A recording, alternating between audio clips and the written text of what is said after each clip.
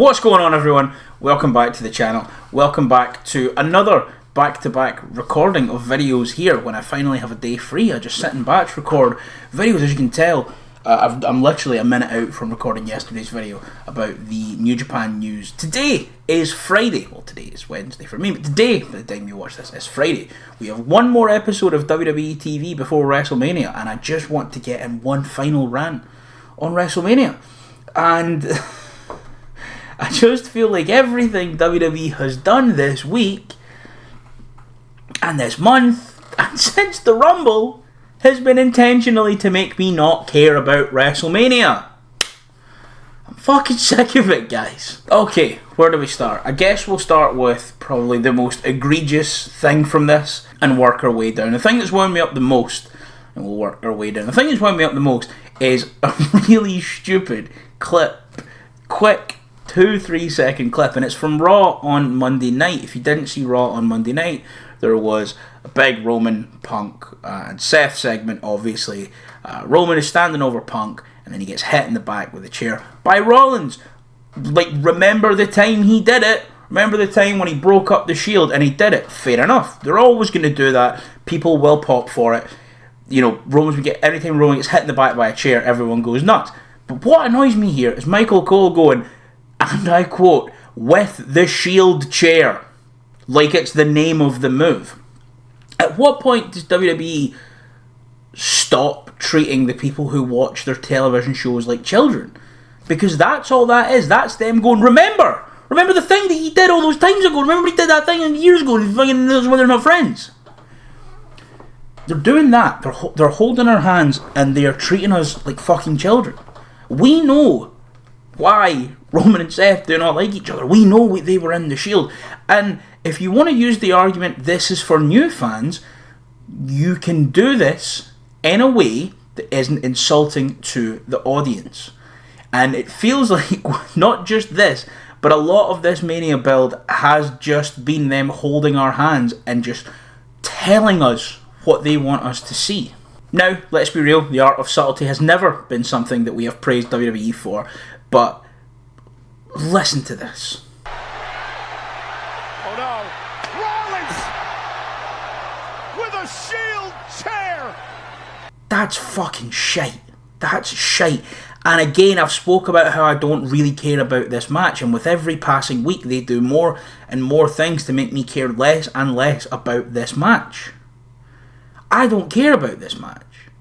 I don't care about most of the things on WrestleMania.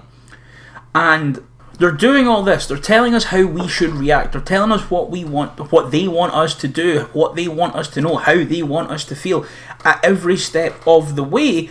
And every bit of actual natural and good and earned and gained storytelling and emotion is undercut by WWE nonsense. When Jey Uso finally cut that good promo, because Jey Uso's a good promo. I like a Jey Uso promo when he's not doing this nonsense. And when he cut that promo telling Gunther that he's crossed the line, he sent his brother to the hospital, and he is going to get his own back. Jey is going to whoop him at Mania, or he's going to try his best. The whole crowd's just going, yeet, yeet, yeet. Like, fuck off. Meanwhile, we're doing the El Grande Americano story for fucking bullshit nonsense reason, instead of just giving us Chad Gable versus Rey Mysterio at WrestleMania. For what reason? Trump joke in there. And then Triple H goes on a podcast and talks about how Trump's got great heel heat, brother. Everything this company has done to promote WrestleMania has made me actively want to watch WrestleMania less and less and less. And I don't just mean in terms of who they had win the Royal Rumble. I mean everything outside of the ring. And to take us on to our second point, Nick Khan went on Bill Simmons' podcast and all he did was talk about AEW. All he did was talk about AEW. Instead of going on there and saying, hey, it's WrestleMania this week, isn't this going to be fun? He was like, you know what I'm going to do? I'm going to take snide shots. Nick Khan, the CEO of WWE, went on Bill Simmons' podcast and essentially just spent the majority of the time going, I'm happy that there's an alternative in wrestling, but I'm happy for AEW, but you know what? Those guys are doing well, but. And I understand it's competition.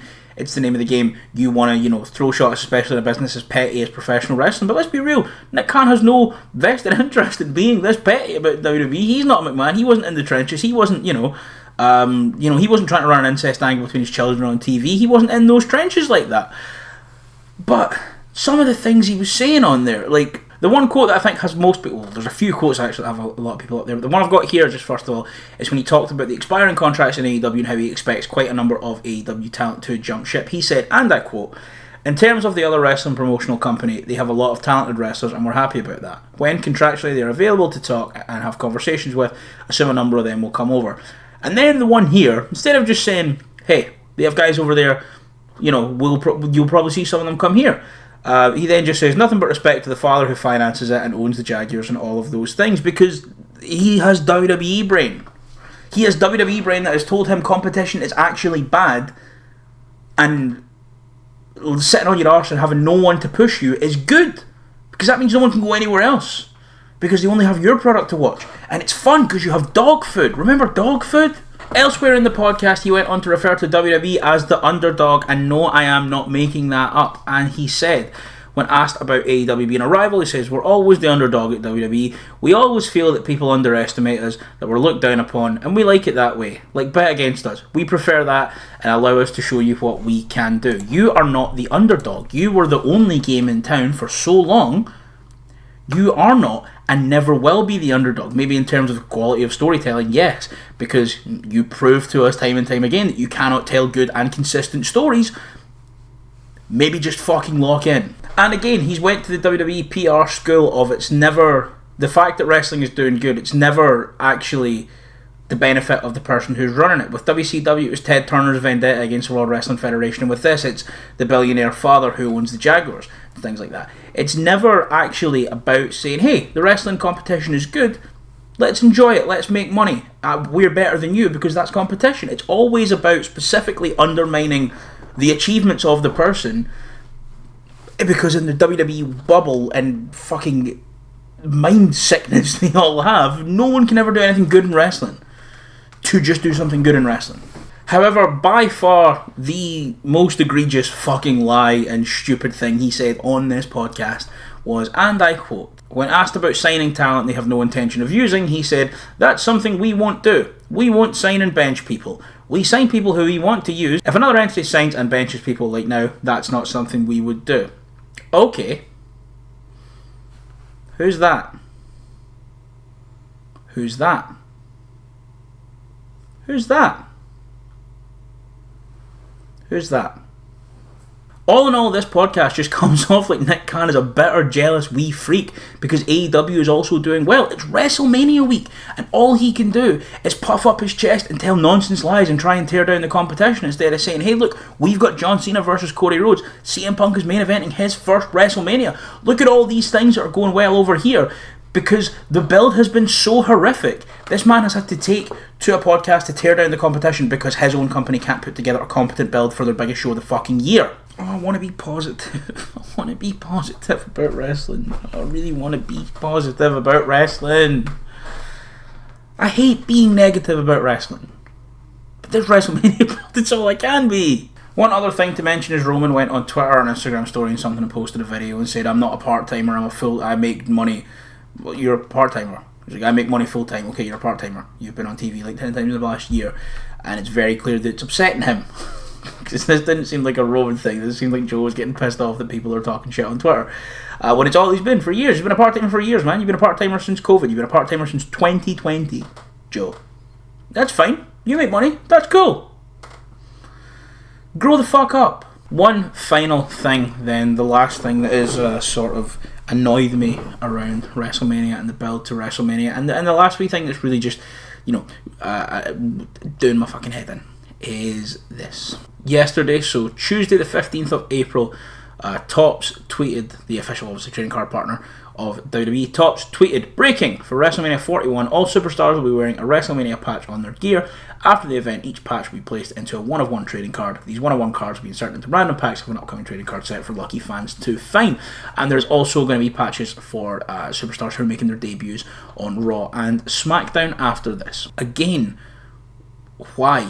Why are we turning everything into the content farm, into the corporate synergy farm, into the this is going to be this is going to be this? Yeah, cool, this is a fairly cool idea if there's people who are into this, but, for example, if you're CM Punk and this is your first WrestleMania main event, I would imagine you want to keep that gear. and not have this dumb patch sewn into it, you know? What if, because this is something that's only came around recently, so what if, again, you're someone who has major gear set to a colour theme, looking at specifically Bianca Belair, say she's done something that does not match with the colours of WrestleMania, and she's got this patch on, it's probably not going to be that big. And I get that this is only a little minor nitpick, and it's not a big thing, and I'm probably making a little bit too much of a fuss out of it. But again, this is something that, you know, it sounds like WWE has made this decision unilaterally, and then they've went to all the talent and went, there you guys go, you have to do this thing now that we think would be cool. And fair enough, it will be cool if you're one of the people that packs that. That would be sick. It's a 1-on-1 card, it's got a patch that was worn in the ring at WrestleMania, but why?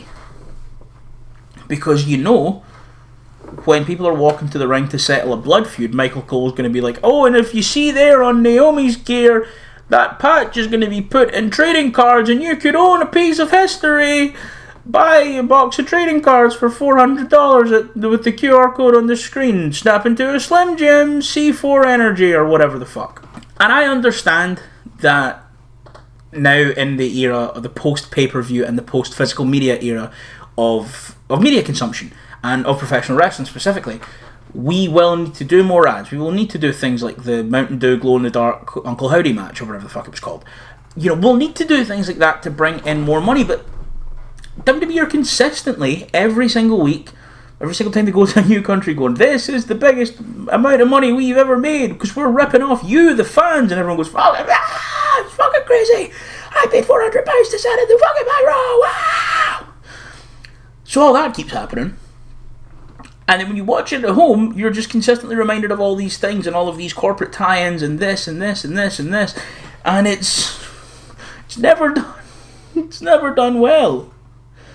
And again, I understand that if you want to make the money on these events, especially in the world that we don't have the sort of the second life through the DVDs, because I used to buy a lot of the wrestling DVDs, that's fair enough, but this Netflix deal is worth a lot of money. You're consistently saying this is the biggest arena gate, this is the biggest pay-per-view arena gate we've ever done, you know, this, and it's never about the numbers anymore, it's never about the attendance numbers now, it's specifically about the gate. And announcing that to the fans who'll just start cheering just gives more credence to creeps online and fucking weirdos online who are like, yeah, but how much money did they draw? Quantumania made more money than the holdovers. I just think outside of all the things that have been happening on the screen that do not make me care about WrestleMania, all the things that are happening off the screen and behind the scenes and off of the main television shows of WWE, I still don't care. And I want to care. And why are WWE punishing me for wanting to care about WrestleMania? I'm sick of it. Now this is going to be my last video talking about WrestleMania before I do my WrestleMania review on Monday. I'll just be lumping both of the nights into one big review probably. I might do one on Sunday. I've not made my mind up yet.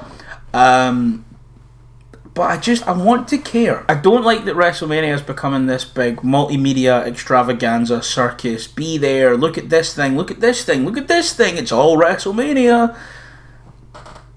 I want WrestleMania to be a wrestling show. I want to care about WrestleMania as a wrestling show. Isn't that a funny notion? So, thank you guys so much for watching this video. Let me know what you think of all of this in the comments down below. Do you think I'm just overreacting to all this, which I probably am? Do you think I have, you know, some stance? Do you agree with me? Do you disagree with me? I really do want to know everyone's thoughts in the comments down below. Don't forget to like, share, and subscribe. Show us to all your friends. Tell them about the handsome man on YouTube with good wrestling opinions. Once again, guys, my name is Jake. This is where I talk wrestling, and I'll see you next time.